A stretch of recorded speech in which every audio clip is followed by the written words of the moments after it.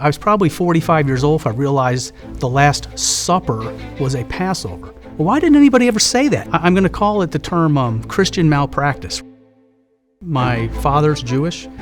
Obviously, his parents were Jewish, and my mother's a Christian. My grandparents came over here from Eastern Europe, and when they got here in the early 1900s, the Jewish side was kind of downplayed.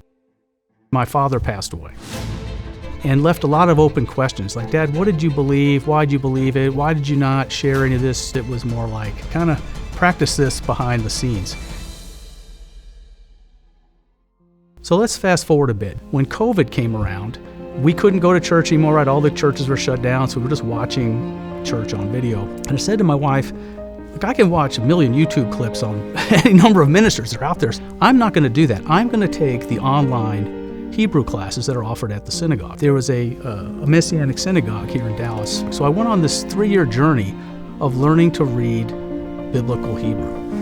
I stumbled upon the One for Israel testimony, and it reminded me of some of my father's friends, my mother's friends. It really helped open my eyes up to where does Christianity even come from? We were always taught, hey, Jesus said he brought the golden rule, do unto others or love your neighbor. Nobody said that was out of Leviticus. It's blessed me so much, enhanced my belief, and made me so much more assured of the promises in the Bible. If you have a doubt about Christianity, when you look at some of these promises over here and go back and see the roots of them, often spoken of 3, 4, 5, 6, 700 years before they happened, you really have to kind of cock your head and go, well, maybe this just isn't all by chance. I see the connection.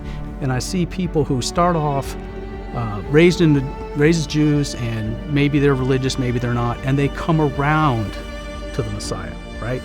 For me, I'm starting over here, with the Messiah and coming back to kind of the Jewish understanding. I also get a lot of blessing from the music videos, especially the ones where we're singing in 3 different languages, and they're all together. And by working in this ministry and seeing the diversity of people, there's people of every skin color, every nationality, yet we're all working together to make a difference. And it's just a kind of a little foreshadowing, I think, of what heaven will be like when we're all there.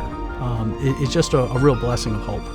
I'm Paul Gordon from Dallas, Texas, and I'm One for Israel.